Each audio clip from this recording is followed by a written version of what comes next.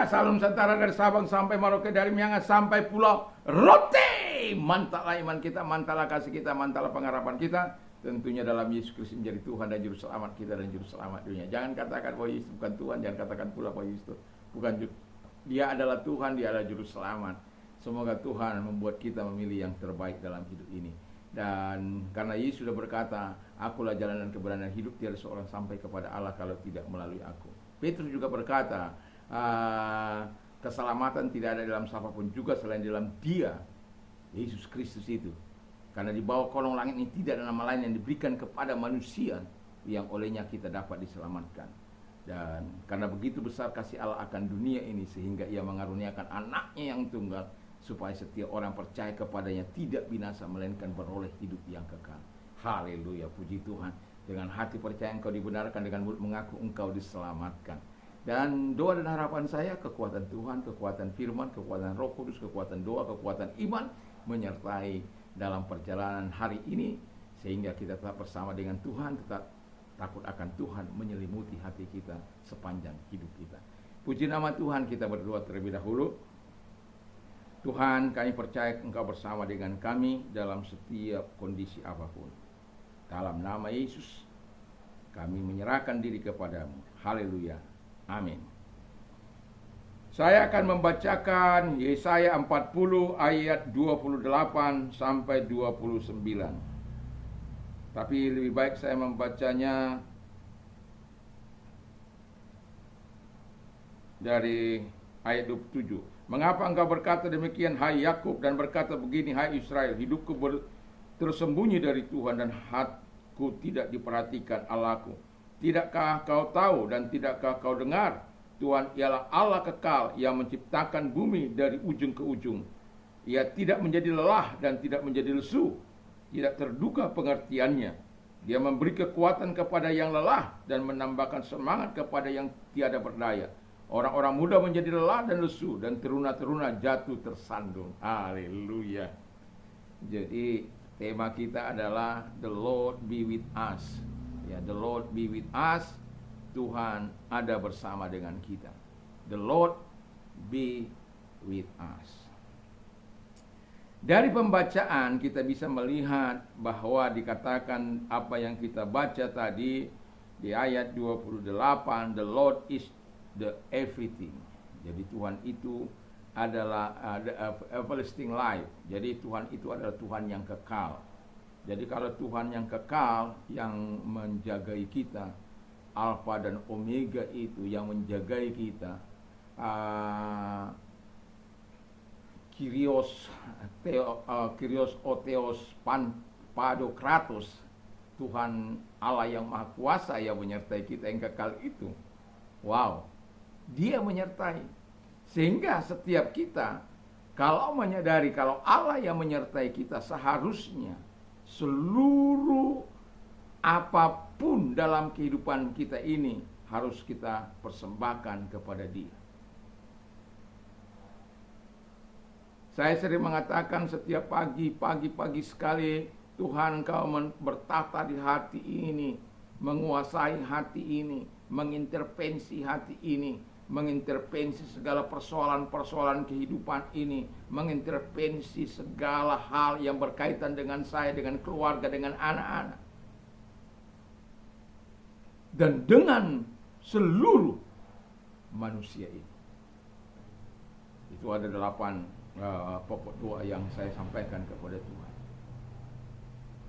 Bisa didengar, itu berseri saya bawa. Fokus kepada doa. Jadi kita harus mengerti bahwa pengertian Tuhan itu tidak dapat dibatasi, ya. Jadi kalau Allah yang maha kekal, yang maha kuasa itu ada bersama dengan kita, ya, saya yakin dan percaya setiap persoalan kita akan Dia selesaikan dengan baik. Setiap masalah kita tidak ada yang tidak bisa diselesaikan dengan baik. Dalam situasi apapun yang kita alami hari-hari ini, di bangsa kita, di usaha kita, di pekerjaan kita, tidak ada yang tidak bisa diselesaikan Allah dengan baik. Tetapi yang pertanyaan saya, adalah apakah kita menyerahkan sepenuhnya kepada Allah yang Maha Kuasa itu, Allah yang kekal itu. Karena ada banyak orang, mereka menyadari bahwa Tuhan menyertai, tetapi mereka tidak mau menyerahkan persoalan mereka. Mereka tidak mau menyerahkan masalah mereka kepada Tuhan. Dan itu sebabnya mereka akhirnya stres, akhirnya susah sendiri, stres sendiri, dan seketika mereka telah menjadi puing-puing atau telah putus asa, baru datang kepada Tuhan. Tapi itu jauh lebih baik daripada tidak datang kepada Tuhan, kan itu kan? Dengan upaya sekeras-kerasnya dia lakukan dan mengandalkan dirinya, lalu kemudian dia sadar, itu jauh lebih baik datang kepada Tuhan daripada menentang sebaliknya keluar. Itu jauh lebih berbahaya. Yang kedua dikatakan, He gives strength to the weary. Jadi dia memberikan kekuatan kepada yang lelah. Siapa nggak pernah lelah sih? Lelah jiwanya, lelah hatinya, lelah batinnya, lelah pikirannya. Semua manusia, termasuk saya, pasti pernah lelah pikirannya, lelah badannya, lelah tubuhnya, lelah hatinya, lelah, ya sudahlah. Tetapi kita baca dengan jelas bahwa dia memberikan kekuatannya kepada orang-orang yang lelah itu. Allah yang Maha Kuasa itu menyadari betul bahwa manusia itu penuh dengan kelemahan dan kekurangan. Manusia itu tidak ada yang berjiwa besi. Naik turun situasi, kondisi manusia itu. Tapi Alkitab katakan dengan jelas, dia memberikan kekuatan kepada yang lelah. Apa yang menyebabkan engkau lelah? Kadang-kala masalah bisa membuat kita lelah. Finance kita yang tidak terpenuhi bisa membuat kita lelah. Kita sudah berdoa kepada Tuhan supaya Tuhan membuka kerannya, lalu belum Tuhan buka, kita bisa lelah. Kita sudah berdoa dan berpuasa minta pertolongan Tuhan, tapi seolah-olah Tuhan diam. Kita meminta kebaikan-kebaikan Tuhan turun, tapi seolah-olah Allah cuek. Ya. Dan kita minta seluruh perhatian Allah, tapi Tuhan pura-pura tidak tahu.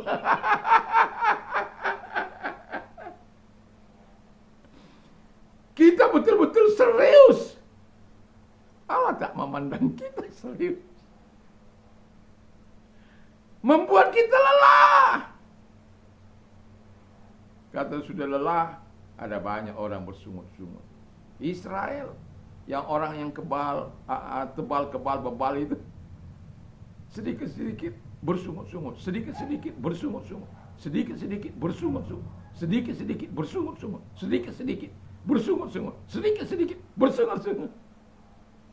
Sampai akhirnya mereka mati di padang gurun dari 20 tahun ke atas itu. Yang bisa hidup itu hanya 20 tahun ke bawah.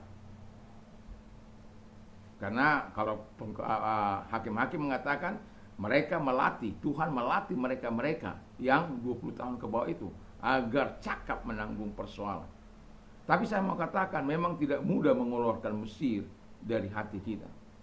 Mesir ini membuat hati kita lelah. Dunia ini membuat kita lelah. Keinginan-keinginan dunia ini membuat kita lelah. Tapi saya mau katakan Tuhan memberikan kekuatan kepada orang-orang yang lelah. Supaya apa? Supaya engkau dapat mengatasi persoalan-persoalanmu itu. Supaya engkau tidak lagi menjadi lelah. Supaya batinmu, imanmu tidak lagi menjadi lelah. Kekuatanmu tidak lagi menjadi loyo, tapi jadi kuat. Oleh karena Tuhan memberikan kekuatannya kepadamu. Jadi jangan cengeng. Datang kepada Tuhan. Serahkan diri kepada Tuhan. Baru engkau melihat hal-hal yang besar dari Tuhan yang akan Tuhan nyatakan. Yang ketiga, He increased the power of the weak. Jadi Dia memberikan, sebagaimana dikatakan, dia memberi kekuatan, ayat 29, dia memberi kekuatan kepada orang yang lelah dan menambah semangat kepada yang tiada berdaya. Wah, menambah ya. Kalau di sini agak terbalik dalam bahasa Indonesianya. Jadi menambah the power, increase the power of God. Jadi kalau powernya Tuhan ada bersama dengan kita, apa yang tidak bisa kita lakukan? Kalau powernya Allah bersama dengan kita, dan dunia ini yang membangun benteng-benteng di hati manusia supaya jangan berharap kepada Allah, rubuh dalam nama Yesus. Perjuangan kita bukan melawan darah dan daging, tapi melawan pemerintah-pemerintah, penguasa-penguasa, penghulu-penghulu yang dunia yang gelap dan roh-roh jahat di udara, yang membuat engkau tidak berdaya, tidak bersemangat, hancur dalam nama Yesus. Kenapa? Ada energi Allah yang disuplai kepada engkau. Kadangkala orang tidak merasakan supply, dia hanya menggunakan powernya Allah dalam hidupnya, menggunakan. Lalu kemudian lupa ngecas kembali, recharge. Ya. Perlu datang duduk diam di bawah kaki Tuhan, memuji Dia, menyembah Dia, membaca firman Allah, bersekutu dengan Dia, membangun relationship kita dengan Tuhan. Sehingga pengenalan kita akan Tuhan akan menjadi sesuatu yang sangat berarti dalam hidup kita. Bahwa Tuhan itu punya resources, power untuk menguatkan kita, menyembuhkan kita, menolong kita. Powernya itu bukan hanya mau memberkati kita, tapi terus memberikan kekuatan agar kita tetap bisa berjalan di dalam kehendak dan ketaatan penuh kepada Dia. Karena apa? Dia terus menyuplai kekuatannya kepada kita, semangatnya kepada kita, kuasanya kepada kita. Wow. Itulah sebabnya saya mau katakan kepada kita, jangan pernah untuk tidak mengandalkan Tuhan. Kadangkala ketika saya mau mengajar anak-anak, itu pasti saya gunakan waktu saya untuk berdoa kepada Tuhan, karena saya sadar kemampuan saya, keterbatasan saya dalam menghadapi anak-anak. Dan itu perlu semangat dari Tuhan, kekuatan dari Tuhan agar bisa. Kadangkala kan kita tidak bisa berpikir dengan pola pikir anak-anak itu. Ya, kita maunya kita ajak mereka dengan pola pikir kita, sementara mereka tidak seperti itu. Dan itu perlu kita kekuatan Tuhan untuk sabar dalam keadaan seperti itu. Dan Tuhan menyuplai kita agar kita tidak lelah, agar kita tidak menjadi lemah, agar kita tidak putus asa, dan tapi kita terus dapat melakukan apa yang terbaik dalam hidup ini. Karena apa? Tuhan selalu menyertai kita. Kalau Tuhan selalu menyertaimu, kalau ada orang yang sampai bunuh diri, sampai keluar dari Tuhan karena merasa Tuhan tidak menyertai dia, itu salah kita. Karena Tuhan berkata, I am be with you. Aku bersama dengan engkau. Even to the ends of the earth. Sampai kepada kesudahan zaman. Jadi kalau sampai kepada kesudahan zaman, enggak kau tahu, Immanuel itu bersama dengan kita. Wow. Saya yakin dan percaya kita tidak lagi hidup dalam serampangan. Kita tidak lagi hidup dengan cara-cara yang tidak berkenan. Walaupun kita mungkin mengalami kelelahan, keletihan dalam hidup ini, kita tahu resources yang akan memberikan itu, sumber yang akan memberikan itu, kekuatankah, imankah, hanya Tuhan. Dan itulah sebabnya saya mau katakan, jangan pernah meninggalkan Tuhan, dan biarkan Dia terus menyertai kita dalam situasi apapun, dan Tuhan akan terus menolong kita untuk kita bisa selalu berkemenangan dari kemenangan yang satu kepada kemenangan yang lain oleh anugerah dan kemurahan-Nya. Mari kita tunduk kepala kita berdoa. Terima kasih Tuhan yang menyertai kami. Kami percaya Engkau ada terus bersama dengan kami. Bagi mereka-mereka yang sakit, Dalam nama Tuhan Yesus, ulurkan tanganmu dan sembuhkan mereka, jamah mereka dalam nama Yesus. Terima kasih Tuhan, kebaikan-Mu kepada mereka, kemurahan-Mu. Dan kepada mereka yang mengalami masalah dalam hidup mereka, Tuhan, kami tahu itu apa masalah, kesulitan. Ketika kami mengandalkan kekuatan kami, kami tidak akan dapat pertolongan apa-apa. Tetapi ketika kami mengandalkan Engkau, selalu ada jalan keluar, walaupun tidak selalu sesuai dengan waktu kami, tapi waktunya Tuhan. Dan itu sebabnya kami bangga mempercayakan diri kepadamu.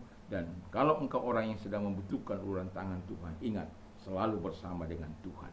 Dalam nama Tuhan Yesus, angkat kedua belah tangan, kita berdoa. Terima kasih, lihat tangan-tangan yang bersama, yang diangkat kepadamu, bersama mereka lah Tuhan. Sehingga mereka mengalami kekuatan, sebagaimana firman, mendapat pertolongan, sebagaimana firman-Mu, mendapatkan segala kemurahan dan pertolongan yang baik dari Tuhan, karena firman-Mu. Terima kasih, kami bersyukur dalam nama Yesus, haleluya. Amin. Selamat pagi, kiranya kekuatan Tuhan, kekuatan Roh Kudus senantiasa menyertai kehidupan kita mulai hari ini sampai selama-lamanya. Dan jangan lupa, takut akan Tuhan senantiasa memenuhi hati kita. Tuhan Yesus memberkati. Mantap, mantap, mantap.